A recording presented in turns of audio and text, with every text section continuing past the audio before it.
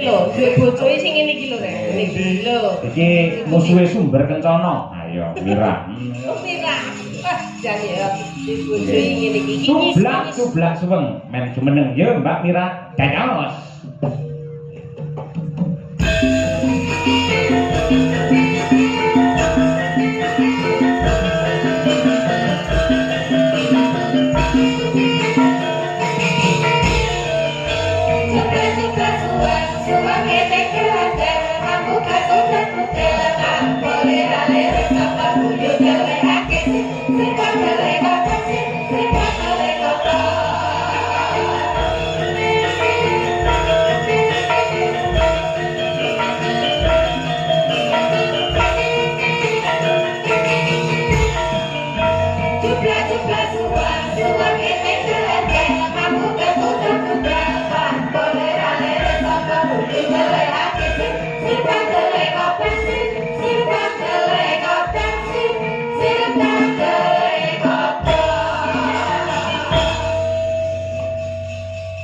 Sugeng dalu.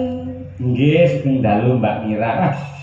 Mas Gareng Mbak Lucy. Nggih, Pak. Niki larin niki nalika isih cilik. Alitanipun. Nggih, nate asring tumut kula teng wilayah Nganjuk niki lah bocah Nganjuk. Lho, oh, Nduk Mira daleme Nganjuk. Nggih. Nganjuk ya, Nduk. Nggih. Karo guyangan ngendi, Nduk? Sing takoke langsung kuwi lho. Nggih to. Nyegat bis kan teng mriko, Pak. Oh, iya. nyegat bis mawon nggih. Nyegat bis ora nyegat apa-apa. Cah Menawi kalih guyangan niku mboten tepi-tepi sanget, ning mboten celak-celak sanget. Kirang langkung nggih setunggal jam. Oh, ya lumayan ado, lumayan ado. Ken kok apa ning kono? Ken pas nemoni aku keto, ning kono keto. Iya, nek kowe tutup no kok. Iki cedhake kok cahayu kene. Ning omah iki gedhi ngene iki cedak cocok. Mah ngene iki malah nyengkake umur kowe kucluk. Ya ora to, iki mumpung kesempatan di atas panggung Ya lho. kesempatan di atas panggung ini nek terbawa hati bahaya resikonya gede iso ngentekke banjar pekarangan iki. Mbak Lucy, Piye-piye? kula kinten mboten wantun kok menawi terbawa hati kalih kula. Amargi niki panjenengan angsal salam saking Pak Puntono. Menika marang sepuh kula, nggih. Menawi jenengan macem-macem kalih kula, jenengan mengke lewat pundi lah. Nggih, digasak. Mantune Mas Puntono, Nggih. jliteng kakangku kae. Kok ya sliteng lho? Ireng Ya pancen iya sih. Nggih, mboten mungkin wonten anu Mbak Iki ora apa-apa, Nduk. Mergo ning dhuwur panggung kudu los. Lek ora kowe. Hul, Kesempatan. mantune Puntono to? Nggih. Pak Puntono. Wah, mantu e. Iki ora apa-apa. Iya, iya. Gak apa-apa. Masa Aja ngomong sing. anu macem-macem. Mantu ae. Wong sare wong wis. Iya, wis alon-alon. Iki di atas panggung los lagune kabeh. Kasar iki alon-alon wae to. Piye to? Lucy. Dhuwur panggung ora apa-apa. Ora disongkoke kok mau. Heh. Ora disongkoke kok maju dhewe. Inisiatif. Wong cedak tak kon jongong ning ngono kok.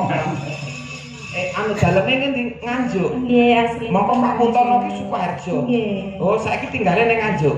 Lho, ya teng Sukoharjo. Oh, datang mriko, Pak. Boyong masuk. Boyong teng mriko. Riyen kula nderek Pak Cahyo niku tasih umbelen kula. Nggih. Kabare ndek Kabare panggung tasih nangisan. Oh, cilikane sing ngomong kowe ki lho, Rek. Nggih jenengan sing nyewoki ngoten kok.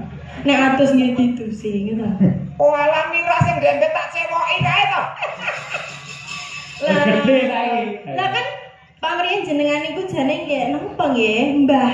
Gitu Mbah kula jane. Nggih to? Kan priyen sing ngomong kula. Leluhur.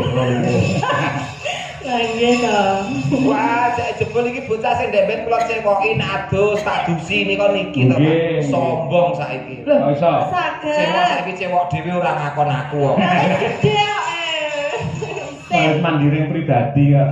Piye-piye sampean umpama duwe Lho lah ya beda to umpamane gathuk aku iki ngono. Umpama mlaku lah ya beda to. Ceritane ra beda. Aku Iya. mlaku terus Pak Cahyo kun tadi tanglet. Iya. Ya ampun Mbak Mira. Nggih Pak Cahyo. Mindanipun tukon pinten. Yo ngono kok sia-sia mendel. Ditakon niki aku ora Mirane. Lah piye? Lu ngene sing ditakon niki aku to, Pak. Hmm. Lho. Lho Pak De gareng. Pak Cahyo. Nggih badhe teng pundi? Ngeterke Dik Mira nderekke Pak Cahyo pun tadi. Oh ngaten. Nek apa mlaku bojomu? Ya. Lho Pak De gareng. Badhe teng pundi? Ngawin kejaran. Sia-sia. Ora bentak karo dhewe. Iki meni contoh sing ora apik. Kok bojo tuwa dijaran-jarane. Bojo tuwa iki kanca berjuang. Aku karo kowe iki umpama duwe jaran, wayah ngawinke mula aku karo kowe mlaku golek jaran sing gelem ngawinke jarane dhewe ngono lho. Lah aku kok tuntun muni jaran kok. Ya berarti aku jarane. Lho kowe jaran kudu. Kudu. Kudu ra kok nesu. Lah kok biasane Ya jarane dhisik nang omah kok. truk. Ya sing adil. Iya adil, adil. Kene ya Nduk Mira. Nadyan to mantune kanca ora apa-apa.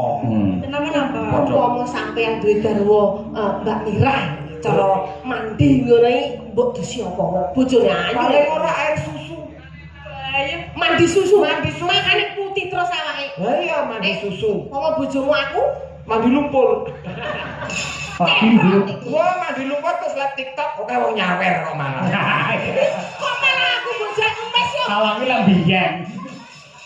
Ya aja kaya ngono. Umpama garwane iki jenengan Dik Mira.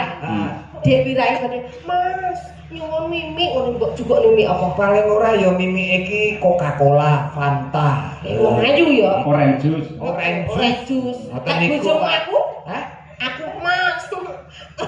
Pengen mimi. Mimi Solar.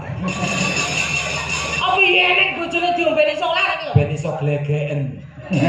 Angine iku iso metu. Nek kono bojone ayu koyo Mbak Mira, arep tindak ning mall, ngene iki mbok tumpakne apa? Paling ora ya Alphard. Ya Dek ya. Oh, Wong iya, wedok itu iya. pakai Alphard kuwi nyeni. Aku mesti apik nek iki pomo bojomu aku. Tak tumbas apa tak tumpake angkong. Disurung ngono apik ya. Adol rabuh ngono. Padha sok mben iki kowe tak jak ning pasar, tak tumpakne ambulan. Gelem. Pasare tutup ra sido ning pasar. Kusuma Wijaya ayo Nduk Iki Mira. saya Mira. Kangen karo suaran jenengan kaya Cilikane kaya ngono, saiki gedene kaya ngene. Ha nggih. Kusuma Wijaya saged nggih. Nggih. Ya. Monggo katur Bapak Haji Suli Daim MM Sugeng Laras. Oh nggih Pak Wakil. Nggih, leres. Nggih. Monggo Ganjos.